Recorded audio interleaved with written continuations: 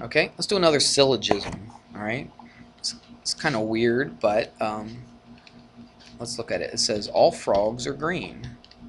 All frogs are green. Now, is that necessarily true? Of course not.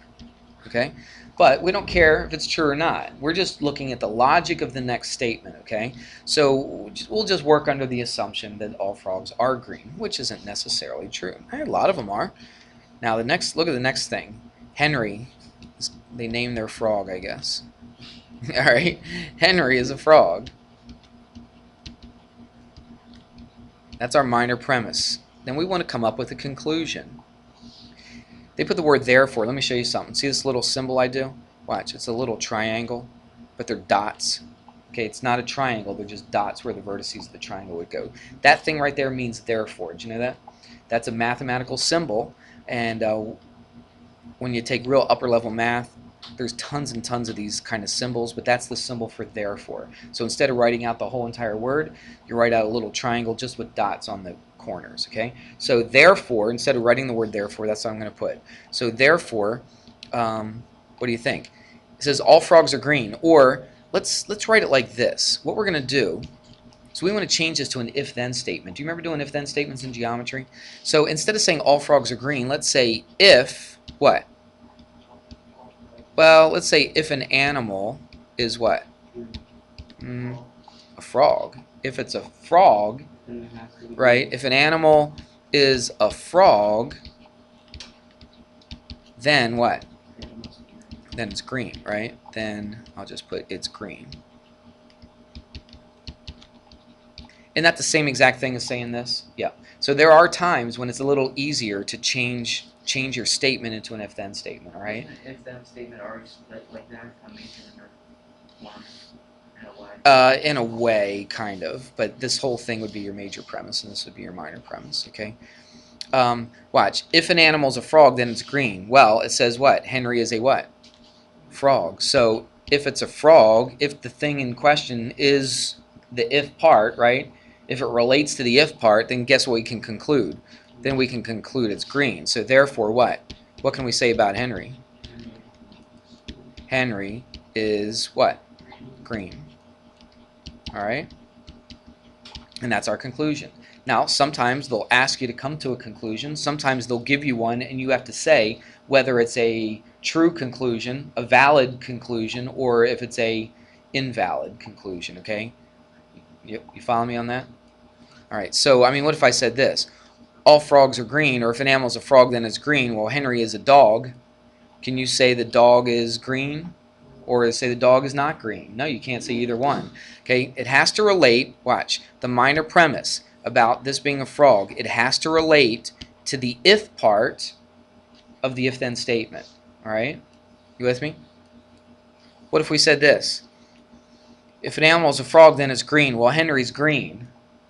Does that mean he's a frog? No. He could be all kinds of other things, I guess, right? Could be a gecko, a snake, a bird. I don't know. Get green birds? I guess there are. I don't know. Yeah, there probably are. Yeah, yeah. Out in the you probably have some like jungles and all that kind of stuff out there. Don't you have like these rainforests and stuff like that? Yeah, and you probably got all kinds of crazy animals out there, don't you? Yep, you probably got some crazy birds and all kinds of stuff out there.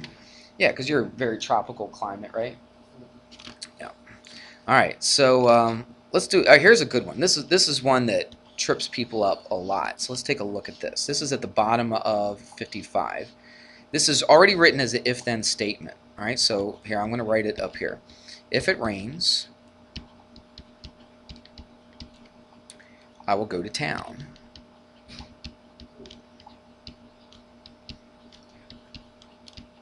I guess they figure, just don't want to stay around the house. I want to go to town if it rains. But watch this. It says, it did not rain.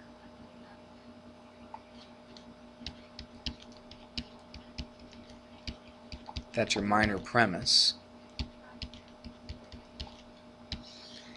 Watch their conclusion. Therefore, so there's my dots.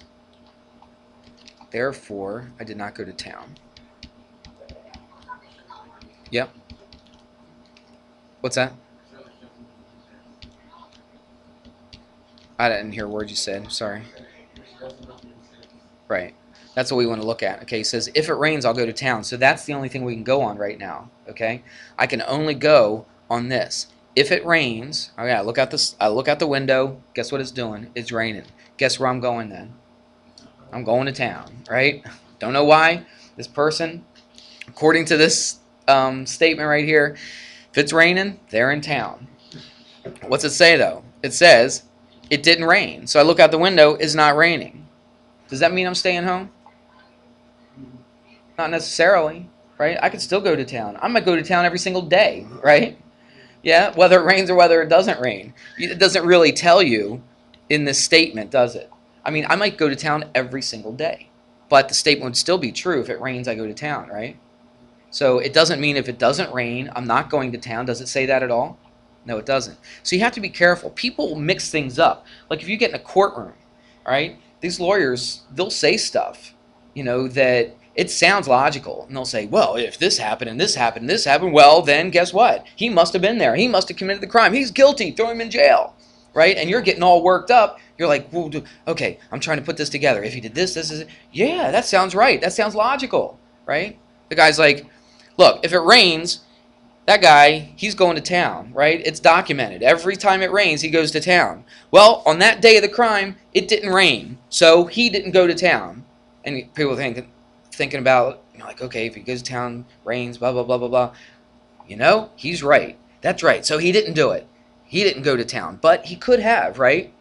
So you got to make sure that you understand what's going on. So that's what it is. If it rains, I'll go to town. No, what if it did this? What if it said it did rain? What if it say today it rained? Then guess what? Then I'm going to town, right? Then I'll be in town. Does that make sense? Okay. So if it rains, I'll go to town. So if it's raining, guess where I'm going? I'm going to town. But if I said, well, it's not raining, I can't make any conclusion, can I? So I can make no conclusion. I can have no conclusion. I think that's what they say. Let me look here. It's an invalid, right? Yeah. Let's not say no conclusion. Say it's an invalid. That's what they're going to say. They're going to say it's either valid or invalid. So that would be invalid because you just don't know what they're going to do. You with me? Okay. Let's take a look at another one. I'm not going to write these down just for the sake of time. Look at the top of 56, page 56. All right? It says, is the following argument a valid argument? All right, and it says to explain it, but we'll talk about it. It says all normal dogs have, all normal dogs have 4 legs. All right, so think about it. Okay, so if you have an animal that's a dog, so if you have a dog, it's normal if what? If it's got 4 legs. Okay, so it's a normal dog if it has 4 legs. It says that dog has 4 legs. Does that mean that the dog is a normal dog? Let's write it down. Watch. All normal dogs have 4 legs. So, normal dog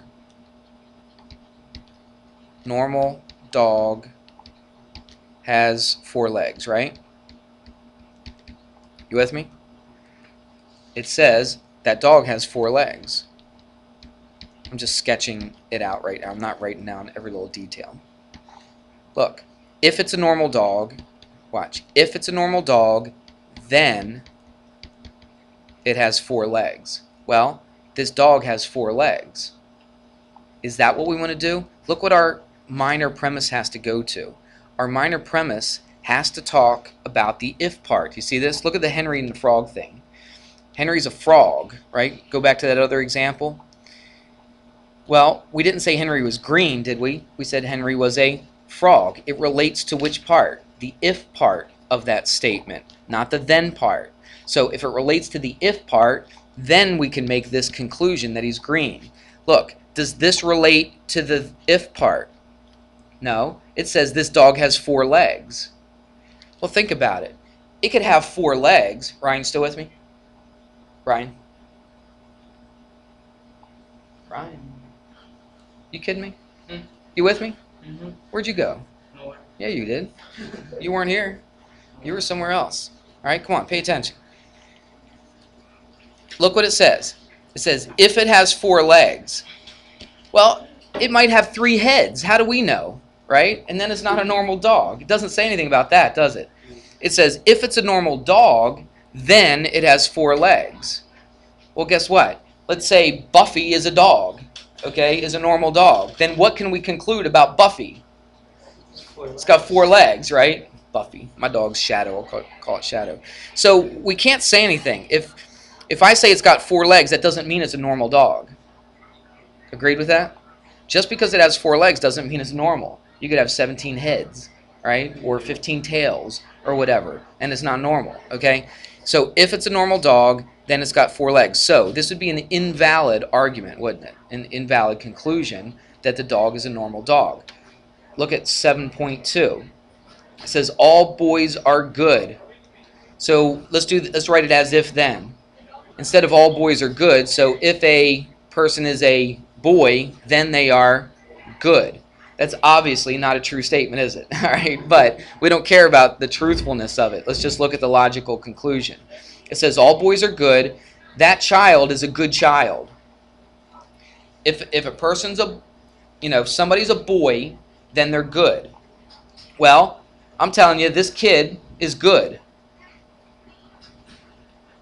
Does that mean that they're a boy? No, because you could have good girls as well, couldn't you? All right? If they're good, if they're a boy, then they're good.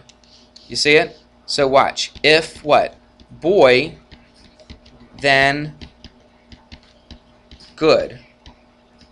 What's my minor premise? It says that child is good.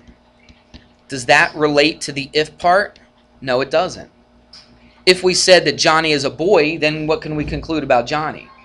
Then he's good. All right? But just because we say the person is good, we cannot conclude that it's a boy. Does that make sense? But look, it's easy to, when you write it down, it's easy to see. It has to relate. The minor premise has to go with the if part. All right? So if we said Johnny was a boy, then it's going to the if part, isn't it? Then we conclude that he's good. But just because we say the person's good, if Johnny's good, doesn't mean Johnny's a boy. Right? There's actually girls named Johnny, so that's why he's Johnny. Okay, so there you go. All right, here's one more. This is kind of crazy, and then we'll finish this up tomorrow. We won't finish this today. But look at example 7.3. It says, all chickens have 3 legs. Now, what do we talk about the truthfulness of this? We said these aren't necessarily true, okay? And that's not true, is it? That all chickens have 3 legs? No, we're just looking for the validity of the argument. Okay, that's all we're looking for. But, so, if an animal's a chicken, then guess what? They have 3 legs. Well, Henny Penny, okay, is a chicken. So that's what they tell us. Okay, they tell us Henny Penny is a chicken. What can we conclude? So if an animal's... We don't get out yet, do we? Do we get out yet? Oh, yeah, we do, too. I forgot. This is the class without the bell. Sorry about that.